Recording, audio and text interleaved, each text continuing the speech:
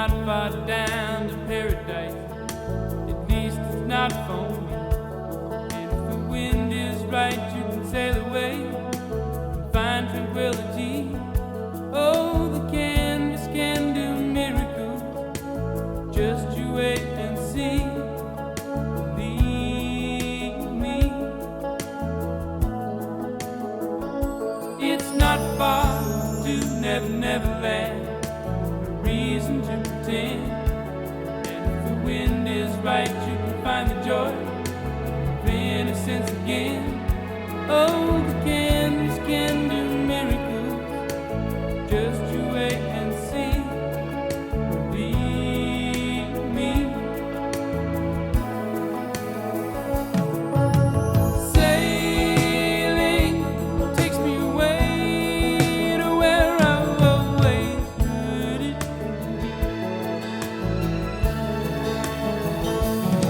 Just a dream of the wind to carry me. Soon I will be free.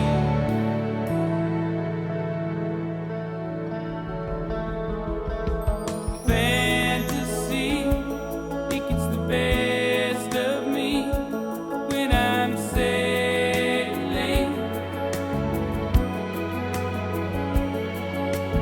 All caught up in the reverie, every word is a symphony.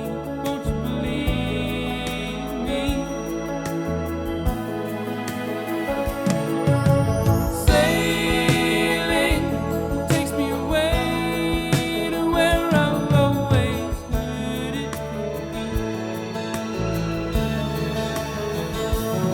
Just a dream of the wind to carry me. Soon I will be free.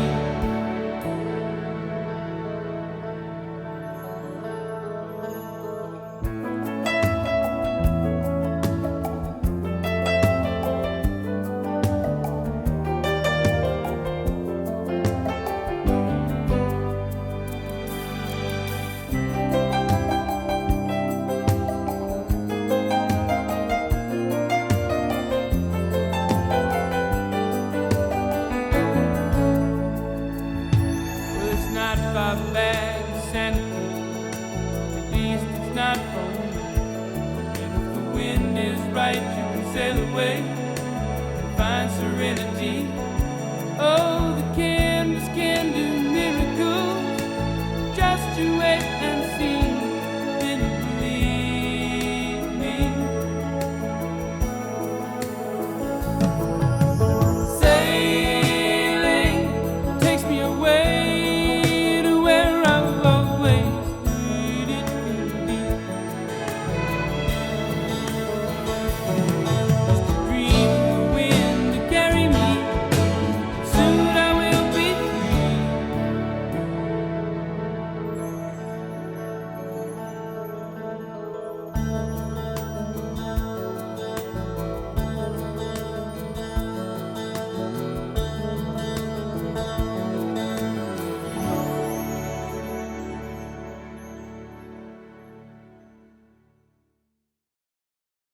Federally controlled thing, and we're on a federally inspected boat.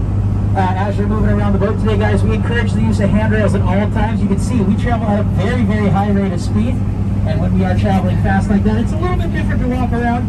But when we find wildlife, we slow down. We give you an opportunity, and we'll kind of give you guys some pointers on how we do that a little bit further on here. What I'd like to do right now is we're going to be passing through this area with the buoys up here, and once we get past this, and the captain finishes his security reports, we're going to give Captain Brian a chance to address you guys.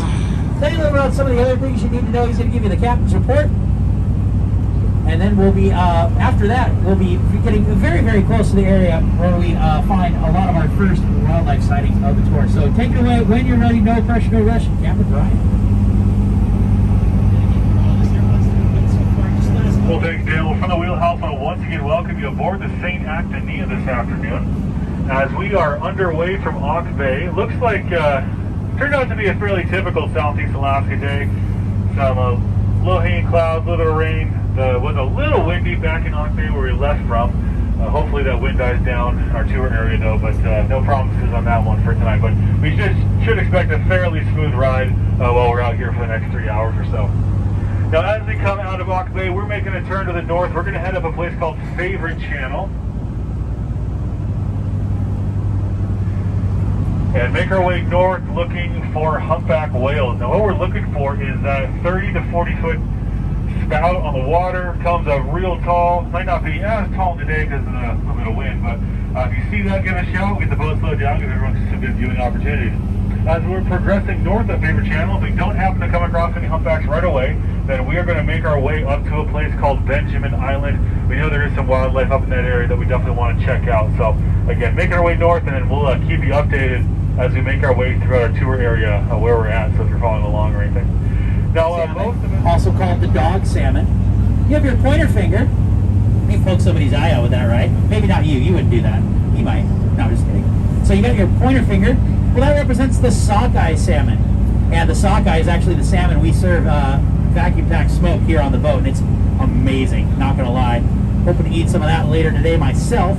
So you got your pointer finger. Now your middle finger, don't hold that up. It's a rude gesture. Don't do that. But your middle finger is the longest finger on your hand. And that represents the king salmon, which is the largest of all the salmon. Very prized by local fishermen and guest fishermen from around the world alike. Your ring finger, you might put a ring on it. So silver is a precious metal. That represents the silver salmon, also known as the coho. And then your pinky finger representing the pink salmon. And when we talk about our different kinds of salmons and why they're responsible for the rainforest up here, tens of thousands of years ago, this whole area was covered underneath ice. It was just hundreds and hundreds of feet of ice wherever you went. But as that ice receded, as glaciers receded, they carved their way through this area. They carved out what's now known as the Inside Passage, that route that your cruise is on. It carved out all of the area between these islands and the mainland and made all these waterways. And as the waterways came into play, the salmon came into these waterways. And as the salmon came up here and established their spawning runs, they would either die after spawning or they would be eaten by animals like bears, wolves, eagles, other animals. Their remains would be spread around. Salmon are incredibly nutritious. They're also incredibly tasty. Don't take my word for it. Try some for yourself. But the salmon, very nutritious, and the forest thinks salmon are nutritious as well. It provided a nutritional catalyst that didn't previously exist. And as the salmon were spread around through these waterways, you guessed it, along with all the rain, that's why it's called the rainforest after all, along with all the rain and the salmon, we had the creation of the Tongass National Forest. Again, 16.7 million acres is roughly the equivalent in size to West Virginia, which is not a small state by any stretch. So as we look around here now,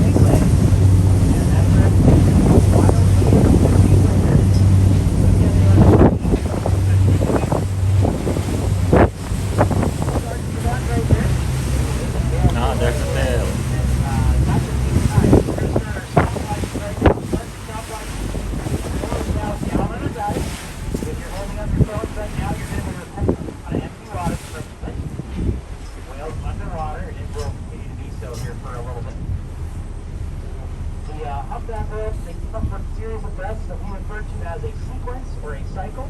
You beginning with the first breath, and then the final breath, we call that the terminal dive or sounding. That terminal dive or sounding is when they go on their deep depth, and that is typically when the tail will come up if they are going to lift it. This one is lifting its tail up high and out of the water, and that is why we wanted to come here, guys, and find a whale that was shown for you. There were a couple of whales on the way out here, but they were kind of resting, showing signs they didn't really want to be watched. Brian recognized that pretty. This one, though, doesn't seem to be bothered one darn bit. So the whale's last position would have somewhere between our 10 and 11 o'clock. Right next to the goal is going to be to keep it off to the port or left side for the time being, but if that changes, we will, we can't control whale wants to go, but we can do our best to keep the boat position so that everyone will get a chance to see it.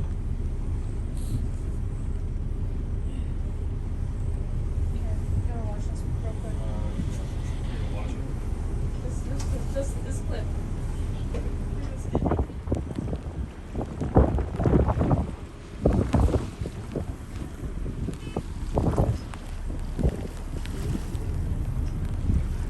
So there's another stellar sea lion on our right side. Whales are bigger. That's a sea lion again behind us. This whale is somewhere nearby. Now we're in a couple of 100 feet of water here. It's not because it's shallow water. Remember the glaciers as they receded carved these areas very deeply.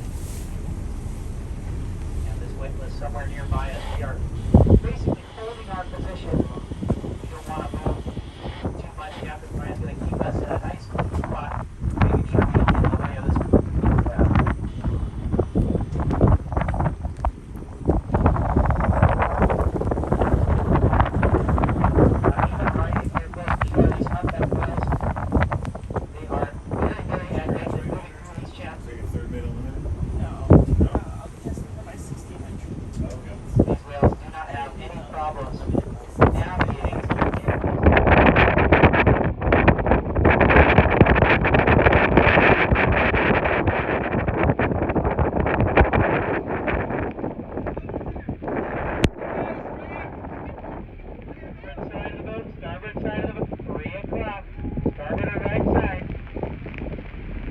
Not far from the boat at all. This is some expert piloting by Captain Brian here.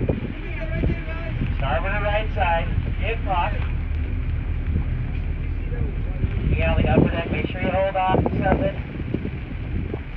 There she blows. This is a big one. This is a 55 to 40 foot animal weighing about 30 tons or more. And it's going slow, but it's still traveling. It's swimming in a loop, holding its position over the food that it wants to eat. These humpback whales are voracious eaters. They're going to eat between 1,000 and 2,000 pounds of food per day, depending on the size of the animal. Recent scientific evidence suggests they eat a lot more food than previously thought. Still just kind of hanging out there at our 3 o'clock. Everybody's going to want to be on our 3 o'clock, starboard to right side, looking straight out from midship. Oh, here comes an arch in the back, maybe a tail. Oh, my big tail flip. Oh. Hey guys, this is why we came over here. Oh, let's cheer for this. We're not in the library right now. Isn't this good?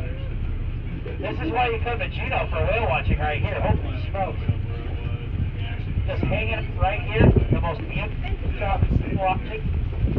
And we get asked this all the time up here. Do whales mind rain on? And I have to remind people they live in the ocean. They're wet every day. Rain doesn't bother things that live in the ocean.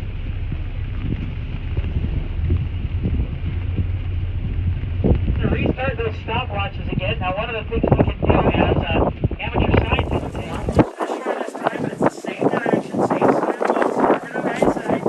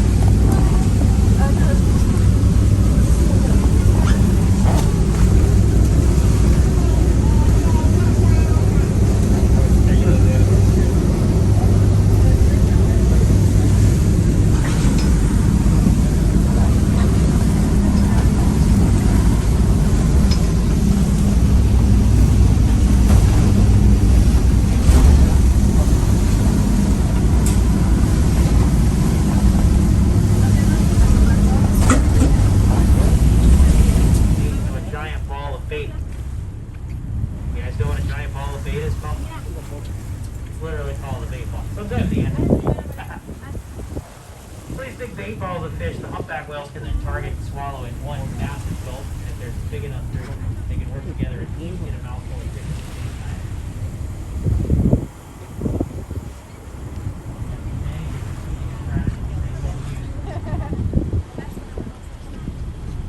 The humpbacks are arguably the most cooperative of all the large whales. I've seen blue whales and gray whales and fin whales compete together, but the humpback whales cooperate with each other far more often. We went from good whale encounter and now we've got 3 around us right here, so you can see even late into a trip, second half of the tour we're heading, but we hit the jackpot here.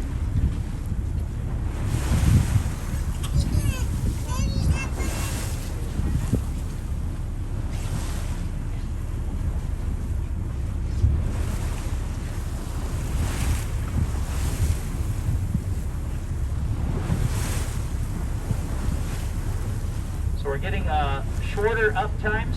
Hopefully we'll be getting shorter down times than the last whale she encountered.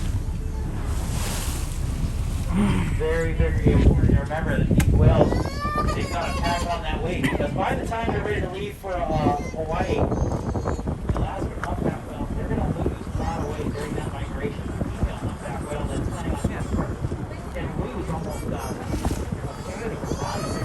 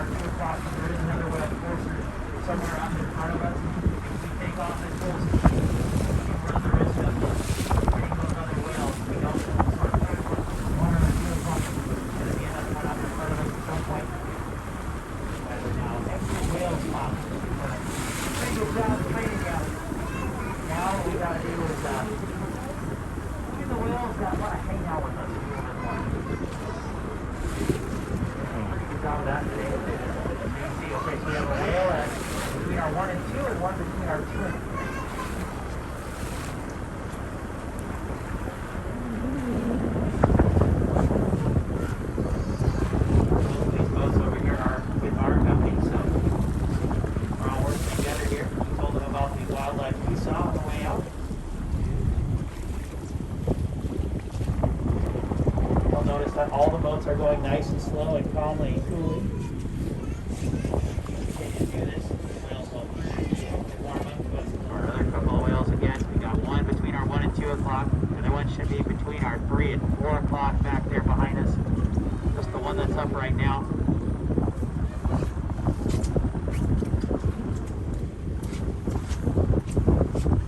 The whales are very sensitive to sound. Their hearing is the most important sense that they possess. So we put out a little bit of sound here. Our engines are doing a low thrumming and humming. This isn't going to bother them at all. It's high-pitched sounds very close to them. They can hear boats that are boating aggressively. And we will never ever do that, not only as part of our guidelines, but just also out of respect for the wildlife. We want the whales to know where we're at all times, but also let them know that we are not a threat to their natural behaviors.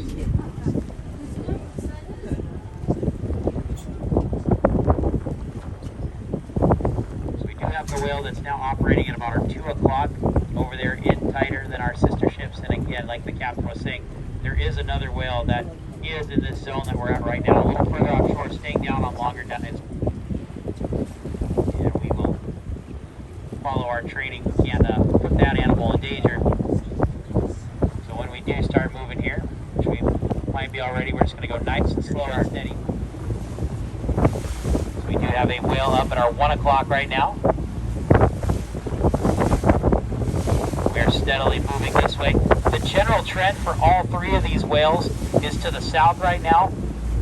They've kind of swam a big loop around Shelter Island today, and we are going to follow the whales on that path from behind off to the side, going slow and steady. This last part of their tour here is a very, very productive one. Multiple whales in the zone here.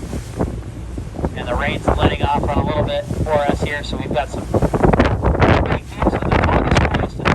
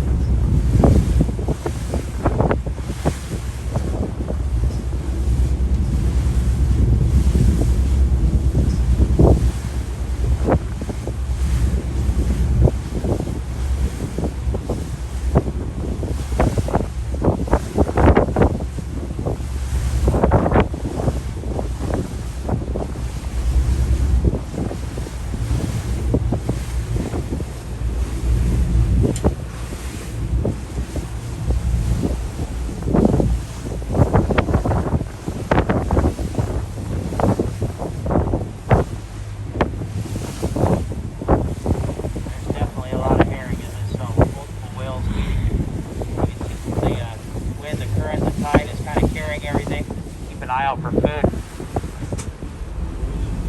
When I first moved to Alaska and I started watching or catching Alaska, there was one humpback whale in particular that actually would swim inside the boat harbors in town every day and did so for 2 months on a daily basis with a tide.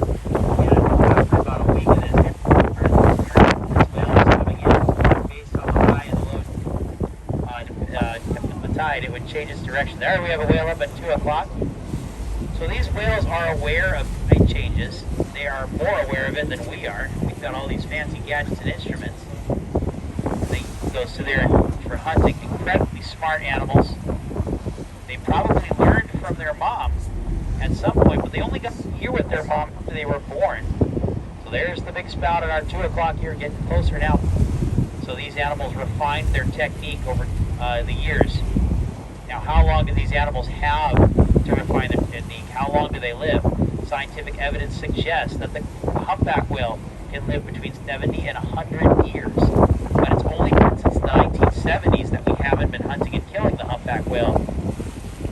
Arch of the back, a little bit of a high. Not down on a deep dive yet. Keep watching towards our 1 o'clock position.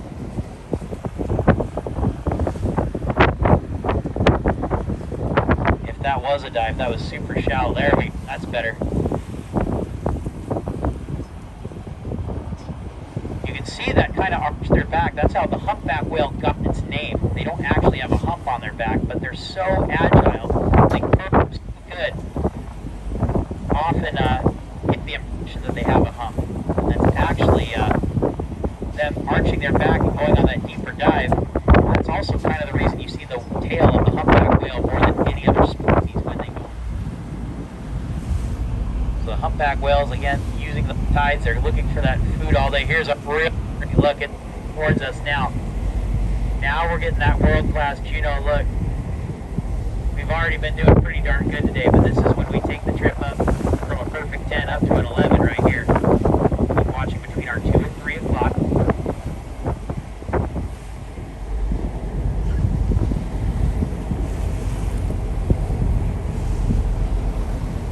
Just under the surface still, got our 2 o'clock. That was a very shallow dive. In fact, you can see the fluke print still. There we go. Here's a little bit more of the body and the head. Swimming right over towards us. So the fluke prints are where the whale's tail is pumping up and down, and when those prints are fresh, like that one is now, the whale's already 2 or 3 body lengths away from that spot. I'm estimating this to be a 35 foot or so long animal, 35 to 40 foot. Here we go.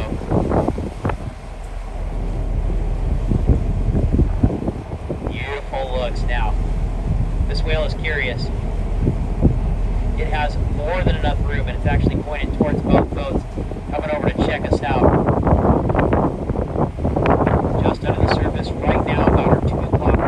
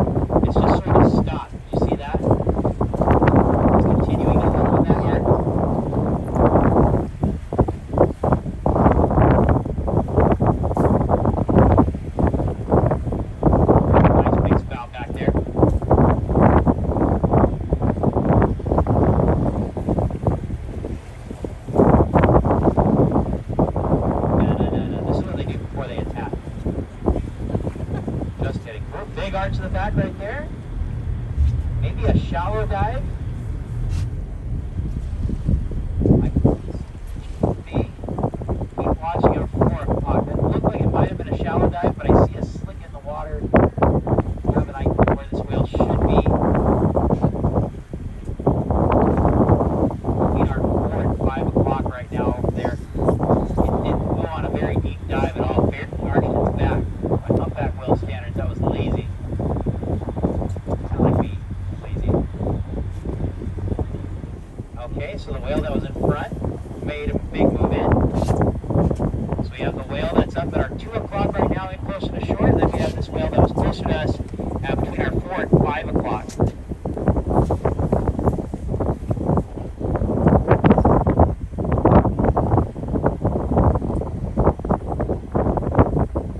You guys have heard of the bald eagle up flying overhead. We got the bald seagull right now. It's actually a, looks like a glaucous wingbill. 2 o'clock, in towards shore there.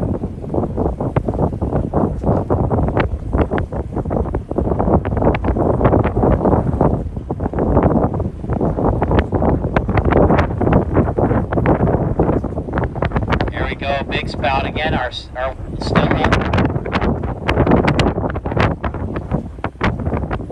And we're just sort of mirroring the course and speed, following good whale watching guidelines, following not only our federal regulations, but also our whale sense guidelines to participate in. And what you're seeing, we have multiple inland marine boats in one spot, all getting amazing looks, world-class looks. It is simply because our boats and our company do the best we can to keep them comfortable, show our gratitude every time we see them.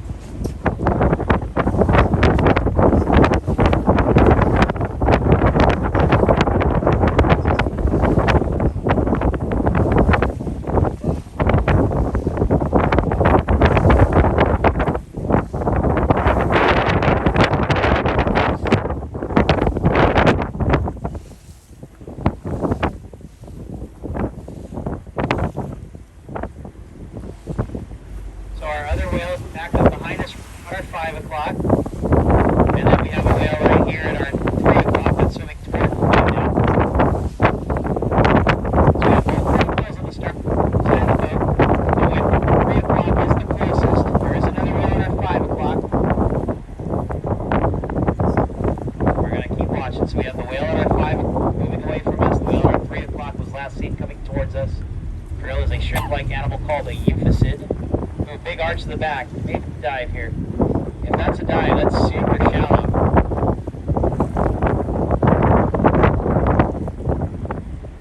And like drinking the other bait fish, krill is super duper nutritious. There we go. That's more like it. Here we go. Arch to the back.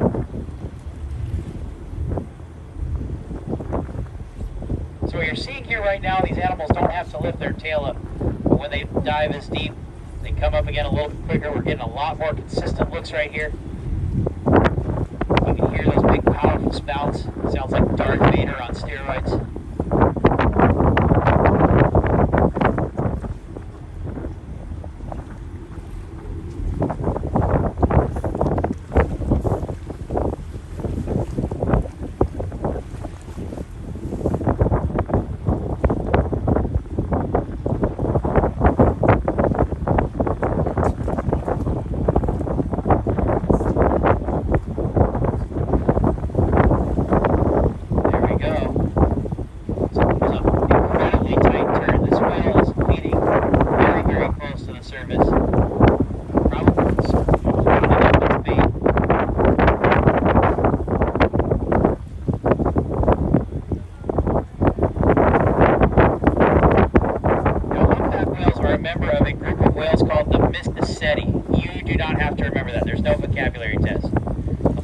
vocabulary test is given after a different tour. We have a big spout right here. So these Hawk whales are in a group of whales. There we go. Now we got the two right next to each other. So the whale that was back at our 5 o'clock back. Big arch back. Little bit of tail right there. There we go. They're side by side. So we were talking about, oh, there's number 3 right there. So we have the pair of whales that are next to each other. Our 3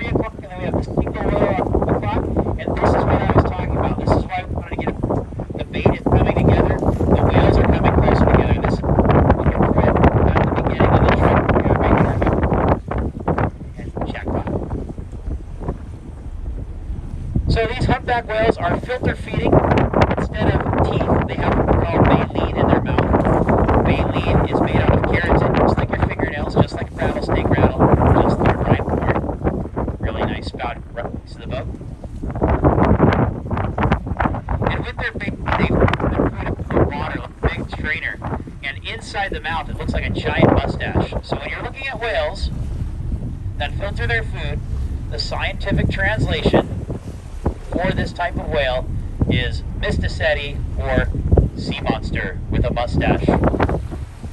I am not making that up, I promise.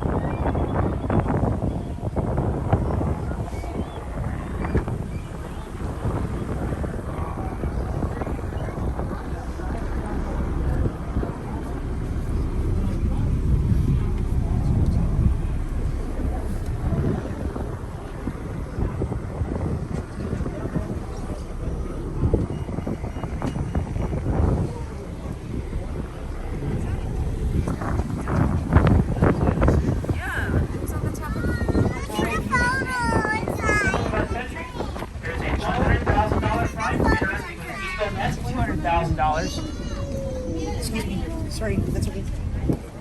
It's a $100,000 fine. Yes, you go right there, look at this. Here you go.